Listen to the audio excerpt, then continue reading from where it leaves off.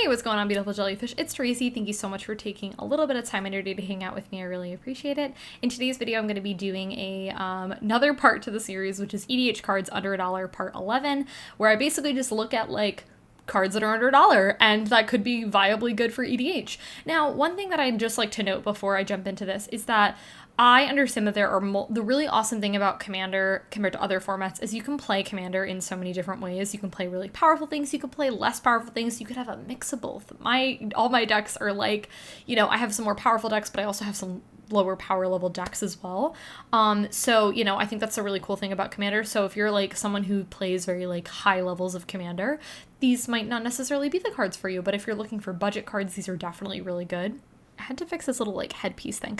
I feel like this is really pretty. Let me know what you guys think. But I got this for the wedding actually, and I didn't end up wearing it. I wore something else, and I really love it though. It's like a really cool like unique piece, and I don't know, I just think it's really pretty. So I wanted to like rock it because I haven't worn it yet. So yeah. Anyways, yeah. Without further ado, let's just hop into it. Let's start by talking about Angel of Finality. This card is awesome. So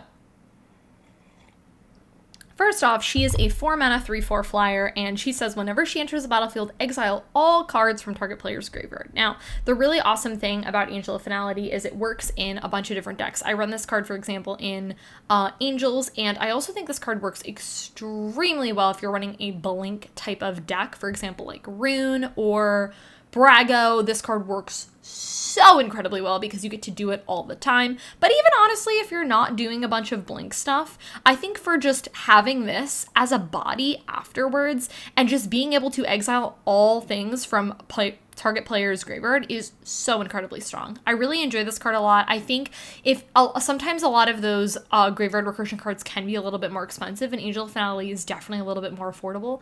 And on top of that, you're left with a 3/4 flyer, which is super good. So this card is awesome. The next card is for my people who are playing tribal type of decks. Well, actually, I feel like that's not true. I think this could work in other decks as well, which is Hall of Triumph. And I think this card is really cool. You can also get the art that I'll be showing you is the like Judge or Game Day promo, I think is what it's called, which is super pretty, which you can also get that under $1 if you pick this card up, which is super cool. It's like 50 suns for the foil, and the art is so pretty. But enters the battlefield, you choose a color, and creatures of the chosen color get +1/+1. Not a whole lot to say. There's not like, this is a pretty basic card, pretty straightforward, but I really like this card. I run this card in Alila, and I also think I run this card in my tribal type of cards decks as well. Like I run this in zombies as well, I'm fairly certain, and I think this card is really cool. It's really basic. There's not a whole lot to say, but if you're running a lot of like anthem-y type of effects, or you're looking for an anthem effect that is not super expensive, because some of them can be a little bit more expensive, and this is one of the more affordable ones, and it's still really good. Great card. Wouldn't like throw this in everything, but like if you're playing like Alila, or you're playing like a deck where you really want those anthem effects, like you're playing like a tribal type of deck and you want these anthem effects, I think this card really shines there. So yeah. The next card I want to talk about is Succumb to Temptation. This card was only ever printed a total of 1 time, I believe, which was in, what is that set called? No, I don't got it. I have no idea what the set is called, but this card is pretty cool. So it's 3 mana and instant speed. You draw 2 cards and you lose 2 life. Not a whole lot to say here, honestly.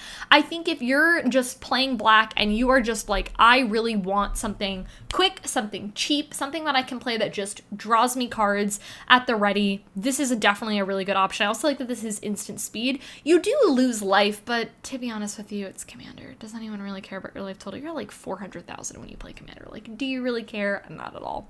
This card's really cool. I like it. I think there's definitely other cards that you can also run that are more like, that stay on the battlefields, which I think those are incredibly good as well, but I think Succumb is just really good if you just really need something quick and to throw in your deck that's just a couple of cents to pick up. Great card. Okay, the next card I want to talk about is Innocent Blood, and I feel like Innocent Blood is so incredibly strong at early stages of the game, and it like, you can just really turn someone's world upside down with this card at early stages of the game in particular. This card's great. So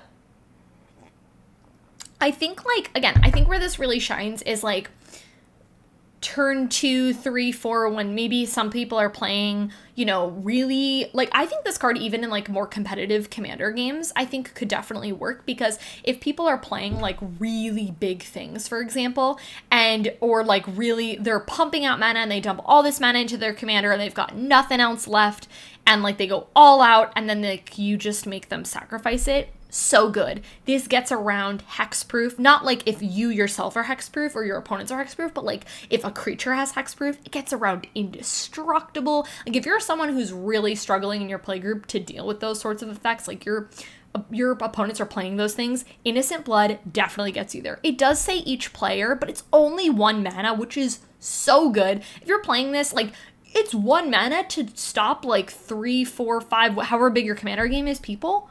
Oh my gosh, so incredibly good. It does impact you, however, you can also make this play to your advantage by sacrificing your, I don't know, Solemn Simulacrum, something like that, where when it dies, you get some sort of effect, which is so incredibly strong. Yeah, honestly, Innocent Blood is a great magic card, and it's only a couple of cents, which is awesome. So, yeah. This card, I feel like I slept on this card a little bit when it came out, and then I like sat there and read this card, and this card is so good. Garrix Uprising. Oh my gosh. I have this card in Roomba. No. Well, sorry about that. That was the Roomba going off when I'm in the middle of filming a video, so sorry Roomba, you can run later. So Garrix Uprising. This card is great. So first off, it enters the battlefield, and if you control a creature with power 4 or greater, you just get to draw a card. Like, boom, right off the bat, boom, done, you draw it, which is great. This is especially really great if your commander in particular has power 4 or greater, but if you're just running, like, green and you're playing a lot of big things, run this card. Also, creature controls have trample. Like, what? And whenever a creature with power 4 or greater enters the battlefield under your control, you just get to draw a card. Like, this card is so good.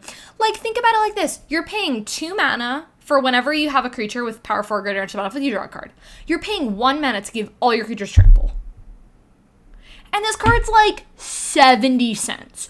Like, this card is so incredibly good. And it's so funny because I actually have this card in Omnath, and I was thinking, and I was like, is this card really that good? Maybe I should take it out. And now I'm like, no, you can't take this card out. This card is so incredibly strong. I love it. Draw cards, trample.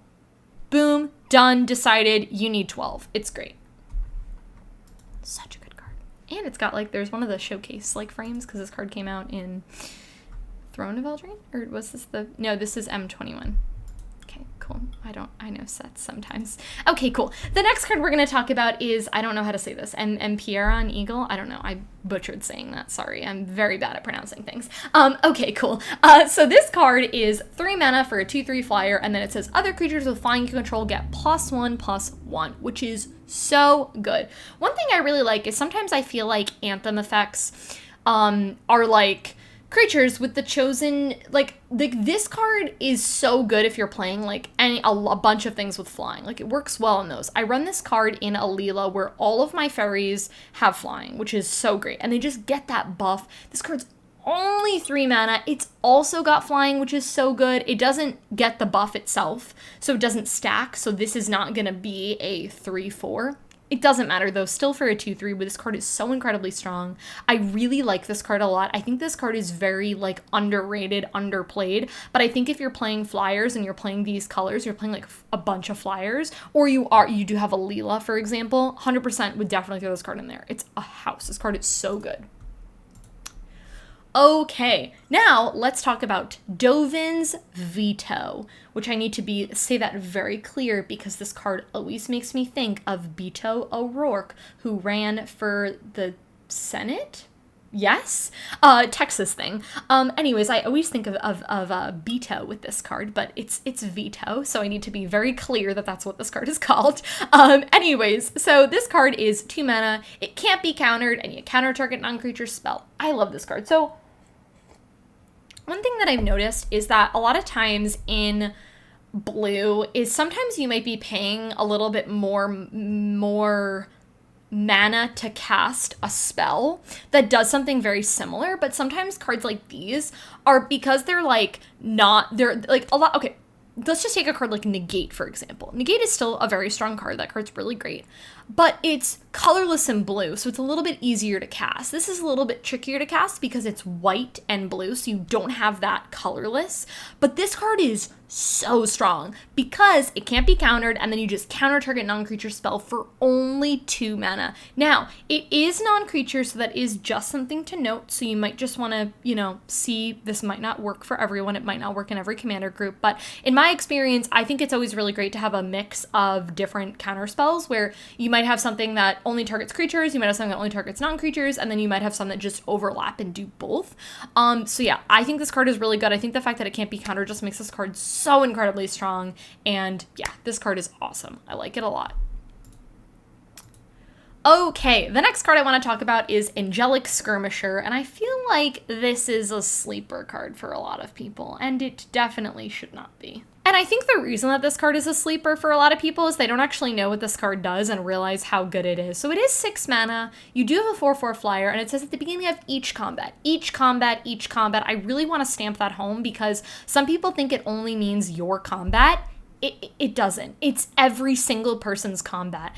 And at each combat, you get to choose First Strike, Vigilance, or Lifelink, and then all creatures you control gain that ability. My personal favorite thing to do with this card is to give my creatures Vigilance on my turn where I'm attacking, attack with Vigilance, and then when it's someone else's turn, when it's someone else's combat, which one thing too, I just want to say, make sure you're being really clear about combat with people, because you can't someone can't say, I'm going to attack you. You're like, hold up, I have to pick my thing first. So just make sure that you do that. And you're like, okay, it's combat. Even if someone's like not going to attack you, just make sure you do declare this. You can also mess a lot of people up with combat with this, which is one of my favorite things to do. You've chosen Vigilance, which is, again, that's my personal favorite thing to do with this card, or maybe a Vigilance from something else. And then you can pick, depending, you might pick First Strike, but I like to pick Lifelink, gain a bunch of life off that with all your things, and just go. This card works really well in Angels, but it also works well in other things too. Like, just because it's an Angel, I wouldn't let that detract you if you were considering running this card, because I think this card is incredibly strong because you get to, pick any of those abilities. I think this card is so incredibly good, and the longer this card sticks around, the bigger gains you see from it. A lot of people honestly don't realize just how incredibly strong this card is. You can gain a ton of life off of this card. Yeah, this card is awesome. I love it. Another tribal card that I wanted to talk about, which is Glorious Anthem. So there's a ton of colorless Anthem effects, which I've actually done a video on. So if I remember, I will list it in the down bar below, but I talk about all colorless Anthem cards. And this is for my people who are just playing White, for example, and you're interested in looking at another Anthem effect. Glorious Anthem is definitely a really solid option.